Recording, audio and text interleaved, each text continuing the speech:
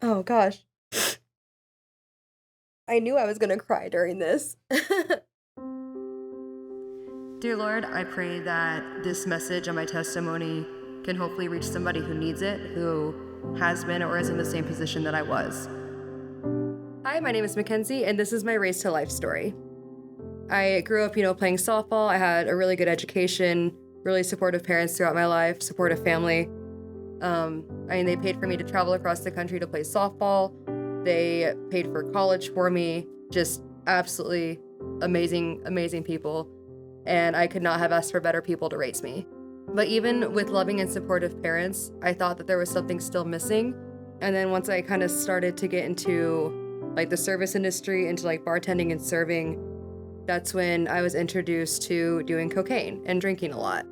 I think I kind of went to it because I was working long hours and doing drugs made it easier for me to like stay on my feet and keep working and have that high energy when I'm talking to people. So it made that a lot easier. That's kind of what I like really thought I wanted and needed at the time.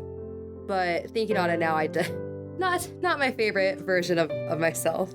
And there was a point where I was just, up all night, just, doing drugs, hanging out with who I thought was friends at the time. I broke up with my ex-boyfriend and it was a messy breakup. And so he brought up my addiction to my parents, and that's kind of how that got brought to light. I've been very lucky. They loved me enough to come and give me an ultimatum pretty much. Either I move to Arizona and go to rehab, or I stay in Idaho and tough it out if I could. At the time, I definitely wanted to stay in Idaho and continue doing what I was doing. But there was a little voice inside of me just telling me to go.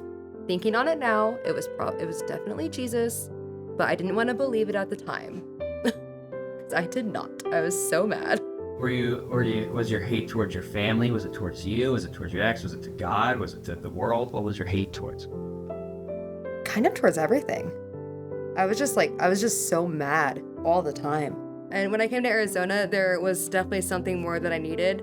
I definitely did not know what it was, but I have ended up at Hope City. And I think it was my second Sunday that I came here. I heard Pastor Matt teaching and something clicked, and that's when I knew I wanted to love and accept Jesus into my life.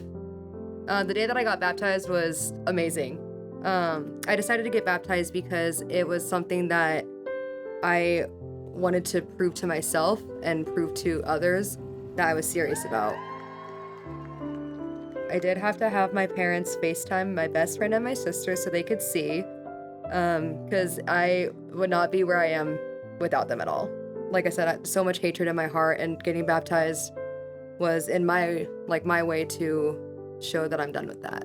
So being introduced to Jesus made me feel just absolutely incredible, and it definitely has kept me on my feet more than cocaine had. It is a temporary fix, and Jesus will be an eternal fix forever. After I said yes to Jesus, I knew I wanted to continue on my journey with him, and so I started to serve.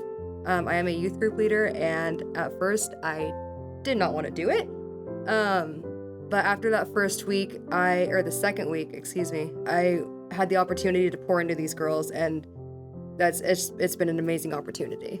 Jesus has provided so much more than I could have asked for. He's provided a community, a family here, and some of the best friends. So this is what I want you to do. Okay. Don't even think. I want you to look at this camera. Okay. I want you to imagine that there is you 2 years ago sitting on the other end of this. Oh no, that's gonna make me cry.